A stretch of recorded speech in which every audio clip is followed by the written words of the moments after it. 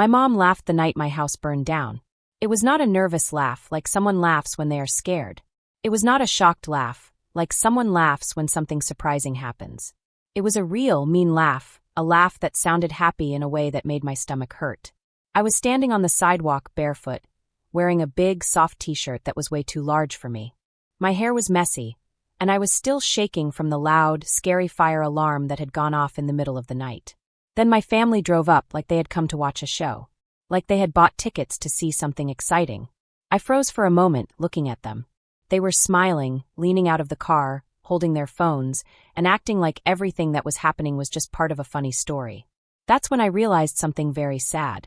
But before I continue, hit the subscribe button and tell me where are you watching this from, and what time of day is it? My name is Talia Cage, and I am 29 years old. That night, I understood for the first time that I had never really been part of my family's perfect family. I had always thought I was one of them, but I wasn't. I was just someone they could blame when things went wrong, someone who could take the heat for their mistakes, and someone they could ignore when it was inconvenient. My mom looked at the smoke curling into the sky. She tilted her head, and in a voice that sounded cheerful, she said, "Finally, karma burned the trash." My dad folded his arms like he was proud of himself and added, "You brought this on yourself. Some people are just cursed." They did not ask me if I was okay. They did not ask if I had shoes to wear. They did not ask if I had a place to sleep. Instead, they pulled out their phones. They filmed me standing on the sidewalk. They took pictures of the fire trucks and the smoke. They took selfies with the flames in the background, smiling like it was a funny photo shoot. They joked about what captions and hashtags they should use, as if my house burning to ashes was just a funny story for the internet. One of them even said, "This is what happens when you walk away from family," as if my fire was some kind of lesson that the universe had sent them. I did not scream. I did not cry. I did not give them a scene to post online. I just stared at the phone in my mom's hand. I listened to the sound of their laughter mixed with the crackling of the fire. Then, without saying a word, I turned around, ordered a ride through my phone, and left them standing there with their pictures, their videos, and their content. 1 year later, I came back into their lives. There was no fire, no gasoline, no matches. There was nothing to burn. And even then, I could watch their carefully made, perfect little world fall apart without me helping. If you want to know how the cursed one became the only person who could have saved them, and why I chose not to, keep reading. I grew up in the Cage family. Everything in our family was like a scoreboard. Someone was always trying to win, or be the best, or perform perfectly. Even when no one was watching, someone was performing. My mom, Vespera, had built an online brand about being the perfect mom. She posted pictures of the kitchen, of Sunday family dinners, of us smiling and eating. It was like we were a perfect TV family that never got messy. My dad, Patrick, ran a small home renovation business. He liked to talk about hustle and hard work and personal responsibility. He was the kind of man who would say no excuses, even though he ignored his own pile of unpaid bills on the counter. My older sister, Callista, lived for making everything look beautiful. She planned weddings, parties, and events. She posted reels of champagne toasts and fairy lights and wrote captions about living the perfect, intentional life. My younger brother, Ronan, was always chasing the next shortcut to success. He flipped old electronics, traded crypto, and was always one big move away from making it, or one big mistake away from needing someone to help him. In their stories, they were the main characters. They were the heroes. I was the one behind the scenes, quietly fixing things that no one noticed. I moved out as soon as I could, leaving their crowded house for a small duplex in East Austin, a place where I could hear myself think. I worked in financial operations for a tech startup. Fancy words, yes, but it really meant I spent my days making sure other people did not mess up their money. Ironically, the only place where people treated my skills like they were useless was at home. Mom would send me screenshots from her brand deals and say, "Can you just skim this? It's so boring." Dad handed me grocery receipts in paper bags and muttered, "Just make sure the IRS stays happy." "All right." Callista shoved her laptop at me with her wedding budget on the screen and complained, "These numbers make my head hurt.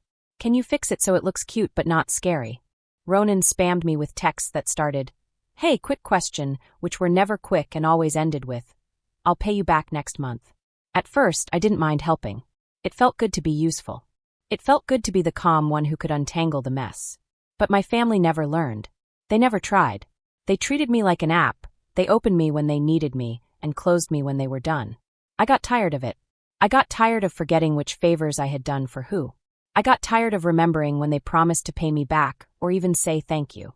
One night, I opened a new page in Notion, a place to write things down. I called it Family Balance. Every time I fixed a tax form for Dad, I wrote it down.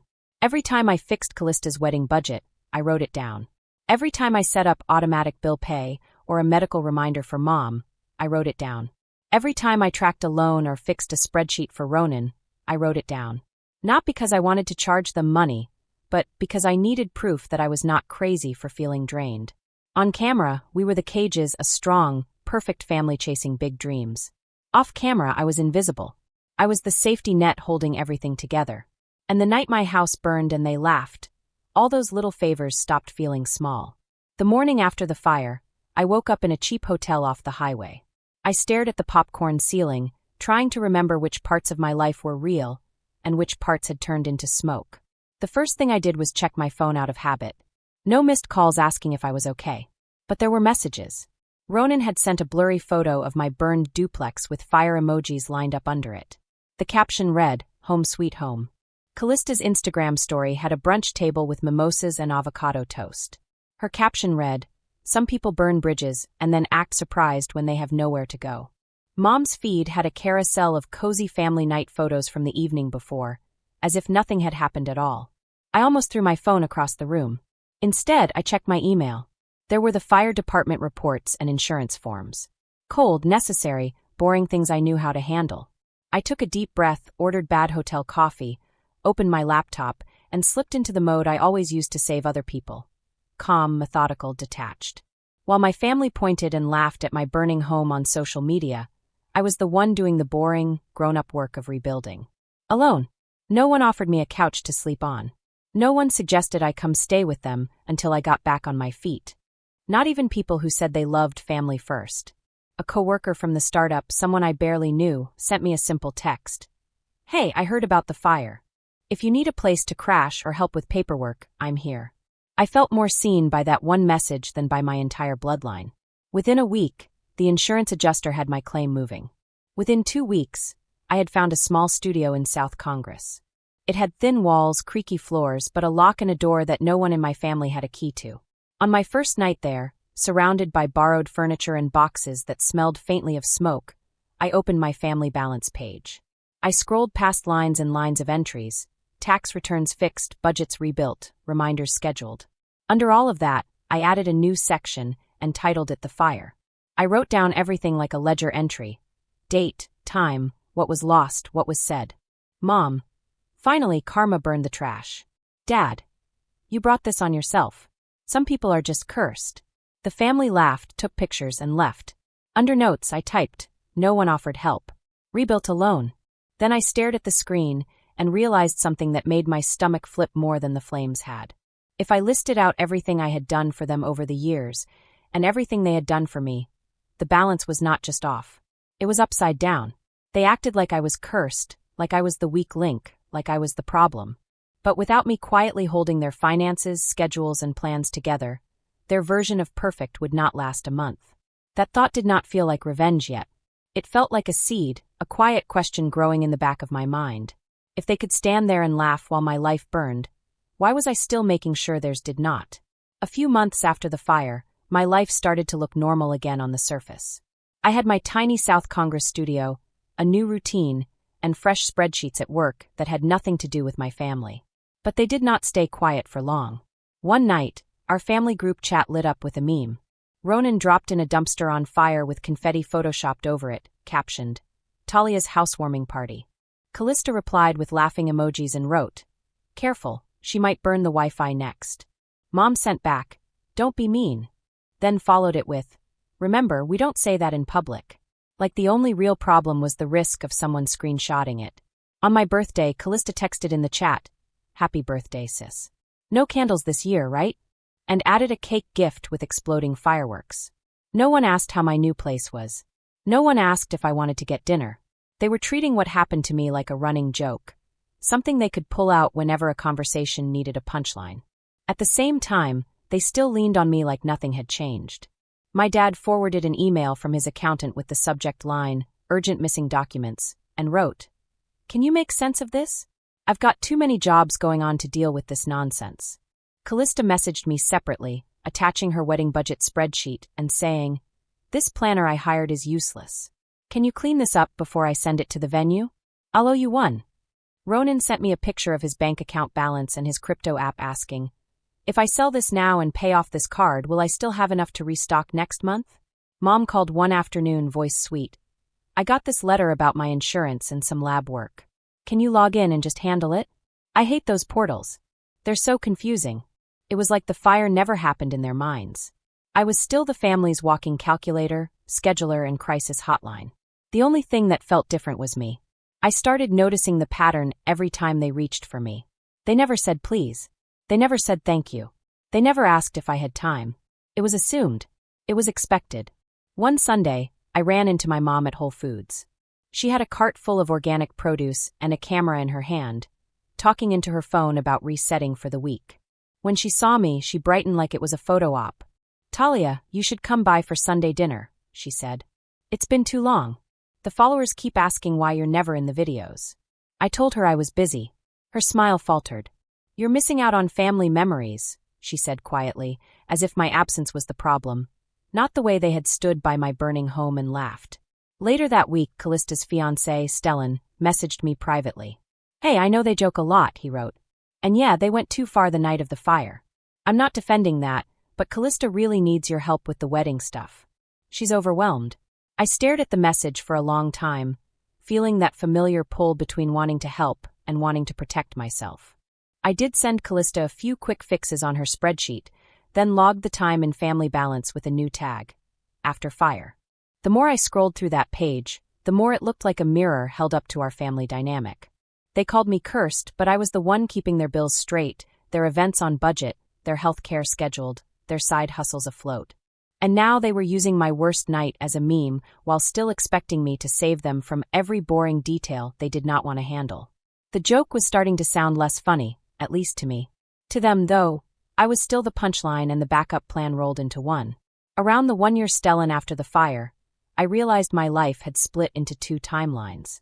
There was before the fire, when I still tried to believe my family would show up for me the way I always showed up for them. And there was after the fire, when I had video proof in my head of them smiling in front of my burning house like it was a backdrop. That special day came up again, and I didn't even notice it at first. I didn't plan to do anything. I was just trying to get through another week of work, eating cheap takeout in my tiny apartment. My studio was small and simple, nothing fancy, just enough room for a bed, a desk, and a little kitchen. I had been keeping myself busy, trying not to think about much, just working, paying my own bills, and getting through each day. I thought I was okay. I thought I had moved on. Then Callista posted something on Instagram that hit me like a slap to the face. It was a picture of her and Ronan at a rooftop bar. The city lights were glowing behind them, bright and beautiful, like a picture from a magazine. They were smiling, holding drinks. Callista's caption said, "1 year since we let go of bad energy and started living for real.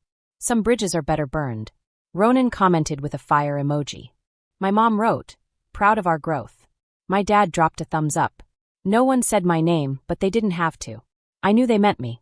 I was the bridge. I was the bad energy they said they had let go of. They had burned my life down, both in real life and in their words, and then they turned it into a message about how wonderful and strong they were. I sat on my couch, phone in my hand, staring at the picture. I felt something hard in my chest. It wasn't fresh pain anymore, like a wound that still hurts when touched. It was different. It was clear. I could think clearly for the first time in a long time. I opened my laptop, went to my Notion app, and clicked on my family balance page. This page was something I had been keeping for years. It tracked all the things I did for my family. When the page loaded, a huge list appeared, stretching back for many years. At the top were the usual categories: Dad's taxes, Mom's medical stuff, Callista's weddings, Ronan's loans. A few months ago, I had added a category called Fire, but I hadn't really looked at the rest of the page as a whole. That night I did. I looked carefully at everything I had done for each family member. For my dad, there were dozens of entries. Things like setting up his renovation business accounts, filing taxes every few months, fixing mistakes in his payments, sending reminders about money he owed or money people owed him. All these were things he would have had to pay someone else to do, but he just gave them to me. He shrugged and said, "You're good with numbers, right?" As if it was nothing. For my mom, the log showed every time I had helped her with medical portals, rescheduled lab work, negotiated bills, and read contracts she had signed. She had once told me, "Just make sure it's not a scam." I don't have time to read all that. I had done it anyway. For Callista, the entries were all about other people's celebrations and her own. I had made budgets for her wedding, fixed overages, created payment schedules for vendors, and adjusted everything when the venue changed. I knew which deposits could be refunded and which ones could not. I knew when she was about to overspend. I knew things she didn't even remember. For Ronan, the list was a string of small but constant problems. Tracking loans, running numbers on crypto investments, paying credit cards for him, reminding him when payments were due. He always said, "I'll pay you back when I can," and the when kept moving farther and farther away. Looking at all of this, I realized something I hadn't really admitted to myself before. I wasn't just a sister, and I wasn't just a daughter. I was like a machine that kept their lives running. I was invisible, but without me, their lives would be very hard. Without me, my dad would have to face the IRS alone. My mom would have to read contracts and handle her own appointments. Callista's dream wedding would have a real cost she couldn't ignore. Ronan's projects would fail if he couldn't borrow money from me. Thinking about that both scared me and made me feel powerful. They had called the fire karma, laughed when my home burned down, and then kept using me as if nothing happened. They acted like their words didn't hurt me. They acted like I was still just a part of their lives, always there to fix everything. I couldn't control the fire that destroyed my apartment. I couldn't change who they were or what they chose to do that night. But I could control what I did next. I could control my time, my skills, and whether I helped them anymore. So I made a decision. I was done being the invisible backbone of their lives. I was done saving people who wouldn't even help me when I was in trouble. I opened a new section in my Notion page and called it Exit Plan. I wrote steps like I was making a plan for work. List every account, password, and spreadsheet I touched for them. Give everything back with proper notice and remove my access. Stop giving loans, no matter what story they had. Stop fixing problems nobody even thanked me for. I wasn't going to ruin anything. I wouldn't delete files or make mistakes. I would just give it all back and walk away. They had talked about karma like it was a fire that only burned people they didn't like. What they forgot was this: if you put all your life on top of someone else, it all falls apart the second they step away. I didn't start with anger. I started with a message in the family group chat that looked almost boring. "Hey, I need you all to know I'll be stepping back from handling any of your finances, paperwork, or accounts. Over the next few weeks, I'll transfer everything back to you. After that, you'll need to manage it yourselves." I watched the typing bubbles appear. Ronan was first. "LOL. What? Are you mad or something?" Callista followed. "Is this about a meme?" "Come on, Talia." Mom wrote. "We can talk about this at dinner. Don't make big decisions over text." Dad stayed quiet for a long time, then finally wrote. "Do what you feel you need to, but remember, family should be there for each other." I almost laughed. I didn't argue. I didn't explain. I just replied, "This is me not being there in that way anymore." Then I put my phone down and got to work. The next day, I started with my dad's accounting software. I exported all the reports, reconciled what I could, and made a simple summary document. I listed what was due, when it was due, who he needed to pay, and which forms had to go to the IRS. I emailed it all to him with clear instructions, then changed the admin email from mine to his. I removed my own access and logged out. A few hours later, my dad texted me. "Why did I just get an email about logging into this thing?" "Because it's yours now," I replied. "Everything is up to date. After this, you'll need to manage it yourself or hire someone." He replied, "You're overreacting." With my mom, it was a little messier but still simple. I had all her medical portals bookstelled, all passwords saved, and I went through her appointments. I printed a list of upcoming lab work, bills, and how to reset her passwords. I emailed it all to her and said, "Here's everything. You should manage it yourself." That evening, Mom called, voice tight. "Why are you doing this now? You know I hate that stuff." I kept calm. "Because it's your health, Mom. You should be in charge. You talk about taking control of your life all the time. This is part of that." There was a pause, then a frustrated sigh. "You're being dramatic over a house that was insured," she snapped. I almost reminded her of the words she had chosen that night, but I stopped myself. Some things can't be fixed with words. You just step away. Callista had the hardest time. Her whole wedding existed as a series of contracts, invoices, and spreadsheets I had touched. I opened her wedding budget file, cleaned it one last time, added notes about what was paid, what was pending, and what dates could not be missed. I forwarded all the vendor chains back to her email with, "You'll want to keep these organized. I'm taking myself off the threads after this." Then I removed my email from all the shared documents. 10 minutes later, my phone rang. It was Callista. "Talia, what are you doing?" she said, voice high and tight. "You can't just drop everything. The venue needs final numbers. The florist is waiting on payment. I don't understand any of this. You know that. You're literally sabotaging my wedding right now. Call me back." I didn't. Then I went into Ronan's spreadsheet, the one where I had tracked every dollar I had lent him. The total made my stomach twist. I exported it, saved it, and typed one simple text. "I'm not sending any more money, ever. Attached is a list of what you already owe me. I'm not chasing it. I'm just done." He replied almost instantly. "Come on, RA, don't be like that. I'm about to flip this inventory, and then I'll be good. I just need one more bridge." I stared at the screen, then shut my phone off for an hour. When I turned it back on, there were more messages. "Seriously? Over a fire you got paid out for? That's cold. You know I count on you. Family doesn't just cut family off." The irony of that line would have been funny if it didn't sting so much. As I executed my exit plan piece by piece, their reactions rolled in. Confusion, annoyance, guilt, trips about loyalty. No one said, "We're sorry we laughed at you." No one said, "We were wrong." They weren't upset about what they had done. They were upset that I was finally responding. Within a week, the cracks started to show. Dad texted me a photo of an IRS notice, saying something about missing forms and penalties. "What is this?" he wrote.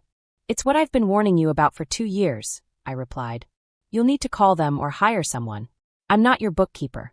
Callista blew up my phone with screenshots of vendor emails stacking up in her inbox, asking for payments and confirmations. "I don't know what this means," she wrote. "Just tell me what to say back." I typed a response and then deleted it. Instead, I replied, "You need to read your contracts or talk to your planner." I stepped back. Mom called midweek, breathless. I missed a lab appointment because no one reminded me. They charged me a fee. I let the silence sit for a beat. Then I said, "That's frustrating. You might want to put it in your own calendar app. Everyone forgets sometimes." Ronan's messages shifted from charm to anger. "Thanks. Now I can't restock. You're screwing me over." But the truth was, he had been screwing himself over for years. I had just stopped cushioning the fall. I did not post about any of it. I did not complain online. I came home, cooked my cheap meals, and updated my family balance one more time. Under the exit plan, I checked off each step I had completed. Next to the final box, I typed, "All responsibilities returned." Then I added a note under the fire. 1 year later, the only thing I burned was access. It felt like closing a loop I hadn't realized was still open. They had once stood in front of my house and watched my life turn to ash like it was entertainment. Now they were standing in the middle of their own slow, invisible fire, lit by years of laziness and entitlement. And the one person who knew exactly how to put it out was no longer answering their calls. The calls didn't slow down when I stepped back. They got even more. At first, it was small things. My dad sent me another letter from the IRS. He wrote, "This looks bad. Can you just tell me what it means on the phone?" I said, "I told you I'm not doing this anymore. You need an accountant." But he called me instead. I let it ring. He left a voicemail saying, "After everything I did for you, you could at least answer a few questions." He never said anything about the night our house burned. Callista's messages changed too. At first, she was bossy. Then she sounded scared. The place she rented for her wedding said, "If I don't pay the rest of the money by Friday, I lose the date." Callista wrote, "The photographer wants more money, and I thought it was already paid.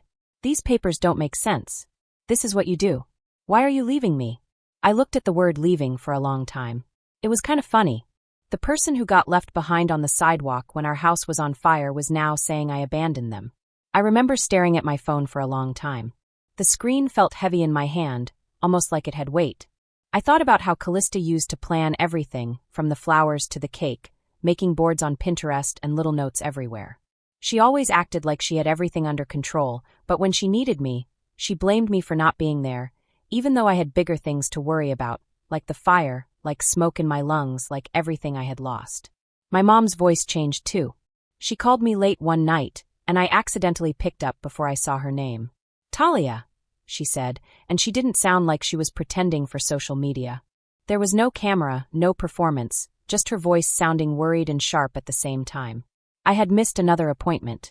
I had scheduled 2 things at the same time and had to pay for canceling one.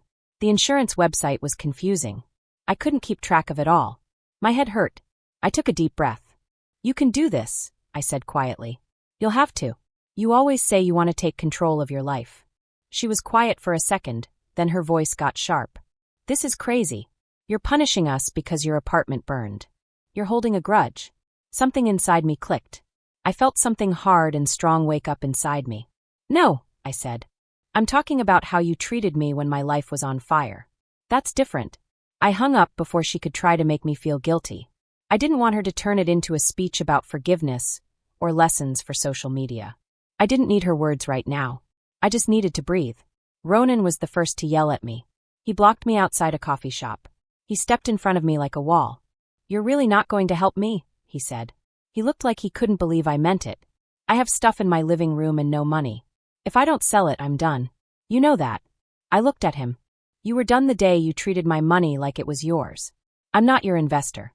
I'm your sister. He scoffed. Sisters help each other. You're acting different because you had a bad month. I thought about the smoke in my lungs, the hotel ceiling, all the times I had saved him from his own mistakes.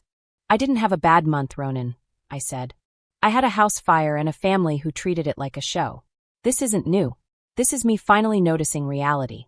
He clenched his jaw. You'll regret this when nobody's there for you, he said as he walked away. The irony was heavy. It felt almost like a cloud hanging between us. I watched him go and felt a strange mix of sadness and relief. Sad because he didn't see me. Relief because I didn't have to carry his mistakes anymore. Weeks went by, then a couple of months, and the results of me stepping back started to show. My dad lost an important client because he forgot a deadline I used to remind him about.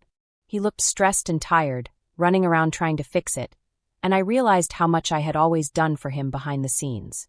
My mom posted less on social media and hinted at being sick and stressed, but really half the stress came from unpaid bills and missed appointments she used to give me to handle. Callista's wedding, which she planned for years, quietly became smaller. It went from a big ballroom party with hundreds of people to a backyard wedding with only close friends. I knew she couldn't pay for all the extras anymore. She sent me one last message the week she made it smaller. You win. My wedding is ruined.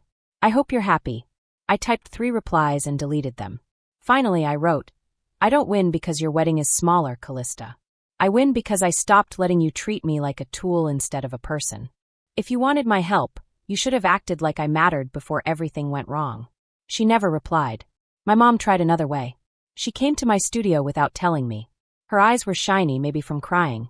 Talia, we need to talk, she said. Your dad is stressed. Your brother is struggling. Your sister is embarrassed. This family is falling apart. Is that what you wanted? I didn't let her in. We stood in the hallway under the yellow light. The walls were plain and dull, but I felt a strange calm. No, I said. I wanted a family who didn't laugh when my house burned. Her face got hard. We handled that badly, she said quickly, like she was brushing it off. But holding on to one night for this long, letting it ruin everything, that's your choice. You're being bitter. I felt my anger rise, but I also felt calm behind it, like a river running under the ice. You call it bitterness, I said. I call it boundaries. I didn't start the fire. I didn't make you pose in front of it. I didn't post quotes about letting go online. That was you. All I did was step out of a job I never agreed to, your accountant, helper, therapist, scapegoat. She blinked. Scapegoat? Yes, I said. Every time something went wrong, it was my fault. When the universe gave you a fire, you thought I was cursed. I'm not carrying that for you anymore. For a moment, I thought she might say sorry. I saw something crack in her face, but then she straightened up like she was back on camera. Someday you'll regret pushing us away, she said. Family is all you have in the end. I realized that might be true for some people, but not for me. Family wasn't all I had. I had a job I liked. Friends who checked in without needing a crisis. A small apartment that was mine. My own name. My own life. My own money. Finally separate from theirs. I said calmly, all you really have is how you treated the people who trusted you. That's what comes back. I closed the door gently and leaned against it, feeling my heart pound. That was the last big argument. After that, the noise got quieter. The texts came less often. The calls eventually stopped. Birthdays passed without messages. On social media, my family changed their style without me. Smaller dinners, learning to deal with life's problems. A simple wedding with people who really cared. I could see the missing pieces behind every post, but it wasn't my job to fix them anymore. In my own life, things got better. I handled my own money. I saved for things I wanted. I went on trips without asking anyone. I still used my old family balance sheets, but I wrote my name on top. The old pages reminded me what I carried. The new pages tracked therapy, exercise, and time with people who didn't make me shrink to make them happy. I started noticing little things I hadn't paid attention to before. I could breathe deeply in my apartment and feel the walls around me, knowing I was safe. I could cook dinner without thinking about someone else's schedule. I could go outside and walk slowly without worrying if someone was waiting for me to fix their problem. These were small things, but they felt huge. People online love stories where the villain ends up broke or embarrassed. But the real revenge in my story wasn't watching my family fail. It was watching them face the results of a life built on entitlement and image without me fixing it. It was knowing that when their world started to burn, I wasn't the one putting it out. I thought about all the nights I stayed up, helping them, worrying, answering calls, moving money around, keeping track of everything. I thought about the smoke in my lungs, the panic, the fire alarms, the smells of burnt wood, the hotel ceilings, the little things I had to do for them while my own life felt like it was on fire. And now I don't have to do any of that.